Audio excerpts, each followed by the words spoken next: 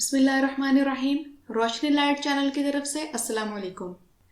میری یہ video English میں دیکھنے کے لیے اوپر نظر آنے والے کارڈ پر کلک کیجیے۔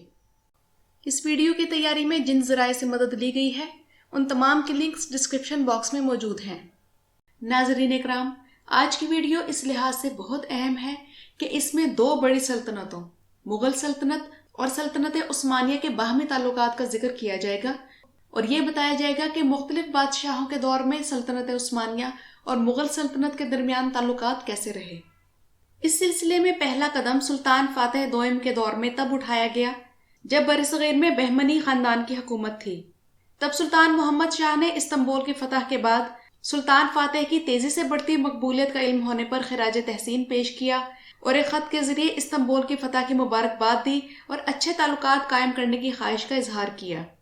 1527 میں ایک مشہور وزیر ہوجہ محمودیہ گون جو کہ حاجی جہاں بھی کہلاتے تھے، انہوں نے ان تعلقات کو مستقل رکھنے میں اہم کردار ادا کیا۔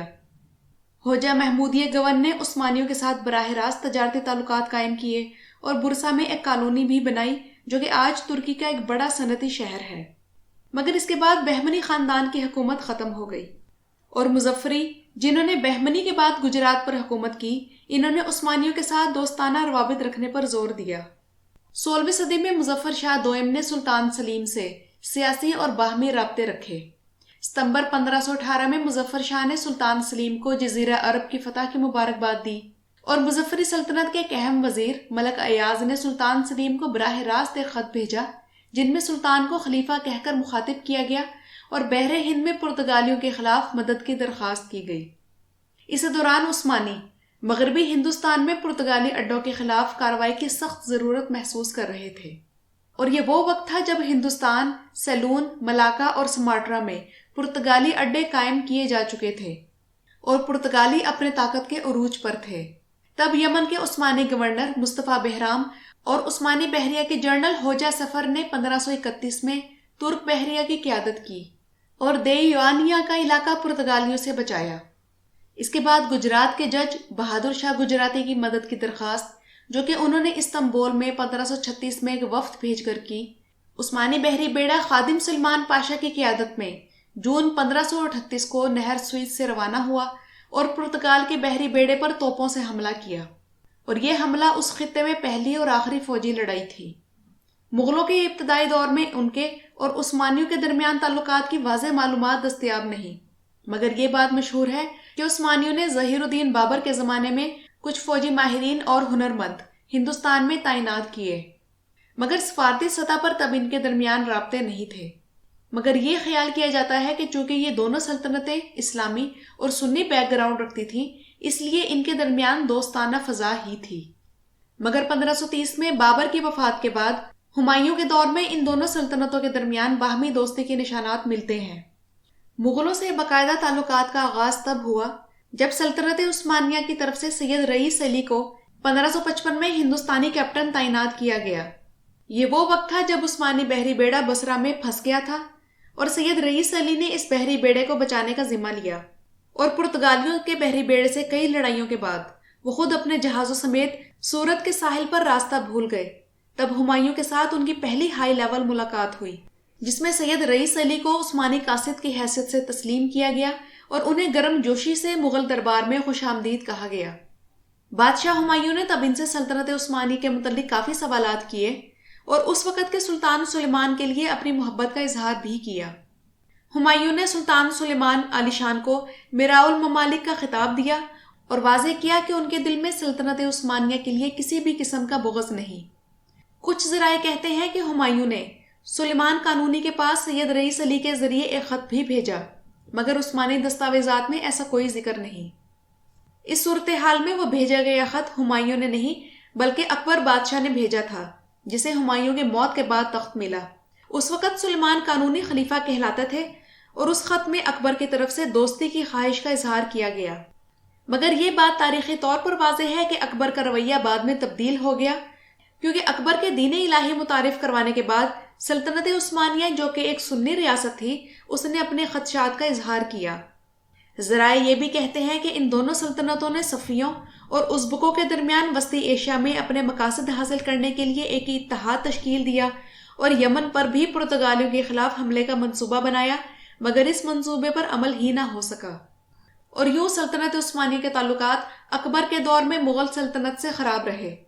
1605 میں اکبر کی موت کے بعد جہانگیر بادشاہ نے عثمانیوں کے خلاف منفی رویہ قائم کیے رکھا۔ جہانگیر کا اصل نام سلیم تھا، مگر اس نے سلطان سلیم کے نام کی مشابہت کی وجہ سے یہ نام نہ اپنایا، اور اپنی کتاب تذکرہ جہانگیری کے صفحہ نمبر 144 اور 145 پر لکھتا ہے کہ مغل عثمانیوں سے برتر ہیں، اور وہاں بڑے فخر سے اپنا نسب تیمور لنگ سے جوڑتا ہے، اور تیمور لنگ کی عثمانیوں کے خلاف لڑی گئی اناتولیہ کی جنگ میں اس کی فتح کا تذکرہ بھی کرتا ہے۔ اس کے علاوہ اپنے اقتدار کے ابتدائی سالوں میں جہانگیر بادشاہ نے صفویوں کو تب سپورٹ کیا جب سلطنت عثمانیہ کا صفوی ایرانیوں کے خلاف فوجی تناؤ عروج پر تھا۔ اس دوران عثمانیوں نے برصغیر میں 2 وفد بھیجے، مگر ان کا استقبال تک نہ کیا گیا۔ مگر جب صفویوں نے قندھار پر قبضہ کر لیا، جو کہ مغل حکومت کی سرزمین تھی، تو اس کے بعد جہانگیر نے ازبک، سلطنت عثمانیہ اور مغلوں پر مشتمل ایک اتحاد صفویوں کے خلاف قائم کرنے کی کوشش کی، مگر جب سلطان مراد چہارم اس پر غور و فکر کر رہے تھے تو جہانگیر کی موت سے یہ معاملہ وہیں ختم ہو گیا۔ اس کے بعد مغل بادشاہ شاہ جہاں نے سلطنت عثمانیہ کے ساتھ سفارتی تعلقات قائم کرنے کی کوشش کی، اور شاہ جہاں چاہتا تھا کہ قندھار واپس لینے کے لیے ازبک، عثمانی اور مغل سنی اتحاد ترتیب دیا جائے، اور اسی سلسلے میں ایک خط سلطان مراد چہارم کے پاس بھیجا، جو کہ اس وقت بغداد کی مہم میں مصروف تھے۔ مغل دستاویزات میں تو یہ لکھا گیا ہے کہ اس وقت یہ وفد بھیجنے کا مقصد مغل محل کے لیے گھوڑے خریدنا تھا، مگر عثمانی مورخ نائمان نے لکھا ہے کہ یہ خط، جو کہ میر ظریف اصفہانی کے ہاتھ بھیجا گیا، اس میں شاہ جہاں نے ایرانیوں کے خلاف ایک اتحاد تشکیل دینے کی ضرورت پر زور دیا، اور سلطان مراد سے درخواست کی کہ بغداد کو جلد از جلد بچایا جائے۔ دوسری طرف شاہ جہاں نے یہ بھی اطلاع دی کہ وہ ایک لشکر ترتیب دے رہا ہے جس کی مدد سے وہ قندھار اور خراسان کی طرف مہم جوئی کرے گا، اور اس طرح مشرق کی طرف سے مغل اور مغرب کی طرف سے عثمانی ایران کی شیعہ صفوی سلطنت کو اس طرح کچل دے کہ وہ دنیا کے نقشے سے غائب ہی ہو جائیں۔ شاہ جہاں کی طرف سے پہل کرنے اور انتہائی اہم خط بھیجے جانے پر سلطان مراد چہارم نے ارسلان آغا نامی اپنا ایلچی بہت سارے قیمتی تحائف کے ساتھ بھیجا، مگر ذرائع کا کہنا تھا کہ اس سب کے باوجود ان تحائف کے ساتھ بھیجے گئے خط میں سلطان مراد نے شاہ جہاں کو جس طرح مخاطب کیا تو شاہ جہاں کا وہ انداز پسند نہیں آیا۔ بہرحال مغل اور عثمانی سلطنت کے درمیان تعلقات کے حوالے سے شاہ جہاں کا دور فوجی، ٹیکنالوجی، تہذیبی، علمی اور تعمیری اعتبار سے سنہرا دور تھا، کیونکہ اسی دور میں تاج محل کی تعمیر کے ساتھ ساتھ کئی پروجیکٹس تکمیل ہوئے، جن کی تعمیر میں عیسیٰ آفندی اور دوسرے اہم عثمانی معماروں نے حصہ لیا، اور بھارت کے موجودہ طرز تعمیر کو ایک نئی جدت دینے میں بہت مدد کی۔ مگر خط والے معاملے کی وجہ سے دونوں بادشاہتوں میں سرد تعلقات کافی دیر تک چلے، یہاں تک کہ سلطان مراد کی وفات کے بعد سلطان ابراہیم کی آمد کی خبر بھارت تک بھی پہنچی، اور سلطنت عثمانیہ کی طرف سے مغل سلطنت کو بھیجے گئے خط میں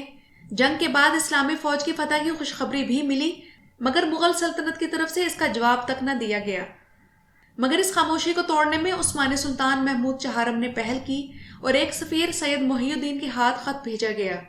اس خط میں مغل سلطنت سے درخواست کی گئی کہ مغل فی الحال وسطی ایشیا میں جاری جنگوں میں سلطنت عثمانیہ کی مدد کریں، اور خراسانی علاقوں میں اپنی لڑائیاں فی الحال بند کر دیں۔ یہ خط 1651 میں بھیجا گیا، اور شاہ جہاں نے اس خط کے جواب میں جوابی گرم جوشی کا مظاہرہ کیا اور اپنے ایلچی حاجی احمد سعید کے ذریعے ایک خط بھیجا۔ اس تازہ سفارتی تبادلے کے بعد شاہ جہاں نے دوبارہ عثمانی، مغل اور ازبک اتحاد پر غور کرنا شروع کر دیا، جو کہ صفویوں کے خلاف قائم کیا جاتا،